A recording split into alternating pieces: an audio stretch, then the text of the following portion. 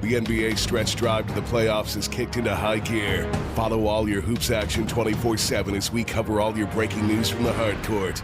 Listen anywhere, online or with the app. This is NBC Sports Radio and NBCSportsRadio.com. NBA takes an off night. LA Clippers back Wednesday. 2 back in the loss column to Oklahoma City. That's who they'll take on as the Clippers return to action. Always a pleasure when Matt Barnes stops by the program. Eitan Shander, NBC Sports Radio. Matt, we always appreciate it, man. How's things tonight? No complaints, man. Just like you said, having a night off, barbecue, and watching the game. Look at that, man. It must feel nice. Yes. Getting ready for the playoffs. All right, let's talk about the tremendous work that you're doing. Athletes versus Cancer is your foundation, and you're doing some great work there. Yeah, I lost my mom, unfortunately, coming up on 7 years in November to cancer. And ever since that point, my wife and I started Athletes vs. Cancer, and our goal is to raise awareness, but also we teamed up with a UCLA teen cancer program treatment, and we're going to try to start a scholarship program for kids who have lost one or both parents to cancer. And I see that you've announced a couple of things, dates for now 7th annual Matt Barnes basketball camp, and also the celebrity flag football game with Snoop Dogg's back for another year. Yeah, we've been blessed to be able to have my 7th year at EA Sports in Redwood Shores in the Bay Area. I've been linked up with them ever since I played for the Warriors, and then the 2nd annual, me versus Snoop flag football game. They got lucky and beat us last year with a last-second touchdown from Ron Artest, so we're looking to avenge that loss this year. Oh, okay. So you guys are actually out there. It's not just coaching. Oh, no, we're playing. It's serious. Oh, I love it.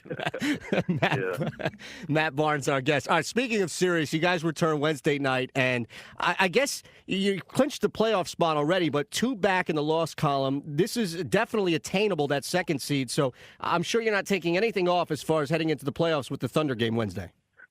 No, we wanted to just continue to build. It's been a roller coaster season for myself, being injured, and the team being injured, adding new key pieces to our team, and with all that being said, having a new coaching staff. So it's been a learning curve, a learning process, and I think that we're playing good basketball at the right time.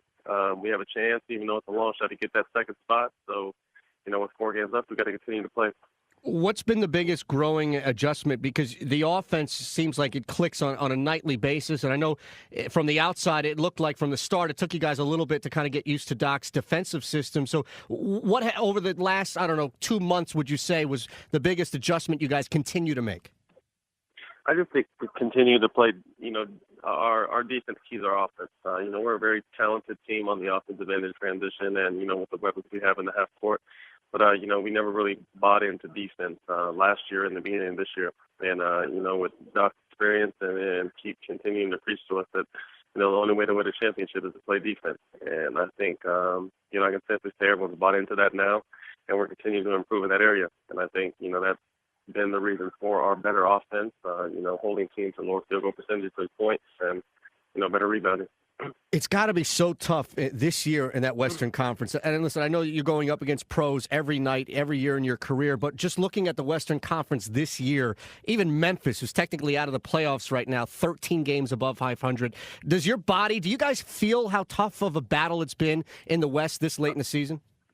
Absolutely. And especially, me getting up there in years in my 12th season, I definitely do feel it. But, one great thing about Doc that I do have to say is I've never had so many days off in my career. He knows how important it is being a former player and making the finals with the coach and the player, that the body gets rest. And, we have so many days off that when we do practice, it's a real war out there because we haven't done much. So, Doc is great at getting our bodies rest, and hopefully that'll, have us fresh legs and ready to make a championship run. Was that something that he communicated through you guys philosophically? Hey, this is what I want to do to kind of help your bodies, or is it just how things played out and you look back and say, hey, I'm thankful that he did that? No, he told us.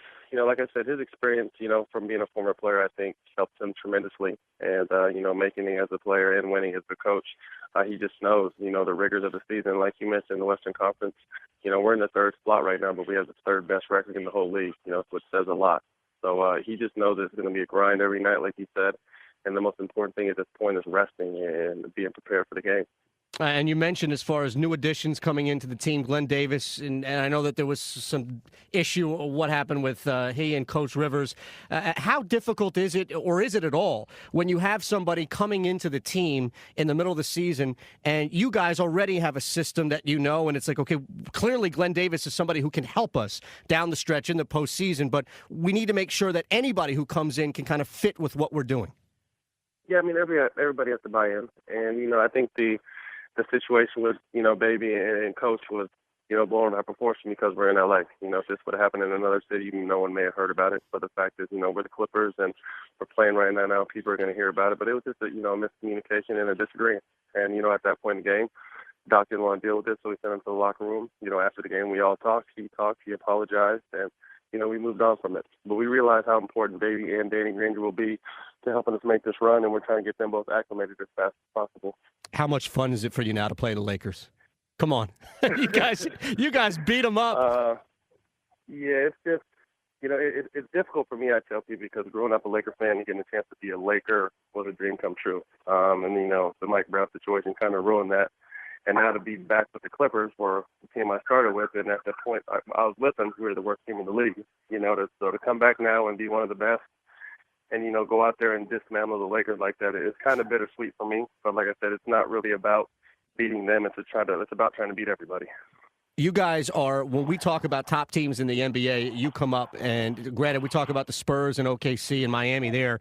Indiana, as you know, is falling out of that conversation, but you're right there, up there. Are you conscious about, hey, this is not just the LA Clippers of old, and if we get to the playoffs, that's a good thing. This is a team with the expectations and belief that you can make a championship run. Oh, absolutely. That's how we believe, every man in that locker room, and along with the coaching staff, that it's not good enough just to make the playoffs now. It's not good enough to be the best in LA. It's not good enough to win a specific division title. That's not what it is. We're not about winning division titles. We want to be about winning championships. And I think that's the new culture with the players they've signed and the coaches they've signed. And it's a new day out here. So, we're going for all right now. And, anything short would be a disappointment. Matt Barnes, our guest, Amadi Dayton, NBC Sports Radio, NBCSportsRadio.com. How have you seen the immediate impact of J.J. Redick's return? He's huge. He's huge on the offensive end. Someone that never gets tired. Someone has unlimited range, and he's a tough cover. And he opens the floor up more for Blake and Chris, and the rest of our offense. So his return is huge. Hoping to get Jamal back soon, and Danny back from his hamstring. And I guess it's a good problem to have too many players. But it's something as a team we've already talked about. That some guys' minutes are going to be cut, and we have to realize it's for the better of the team, and understand the ultimate goal. And you mentioned Jamal Crawford. I know he's missed some games here, last couple games, but I'm right there in his camp. So help me, help you guys. How can we get him Sixth Man of the Year?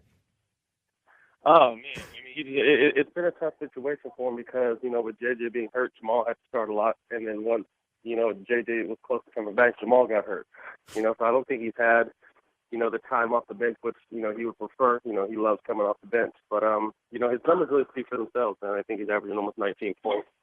A great closer, a great tough shot maker and taker, and, a key part of our team. So, I hope that, they consider everything and look at his full body of work and not just, late in the season he's been hurt.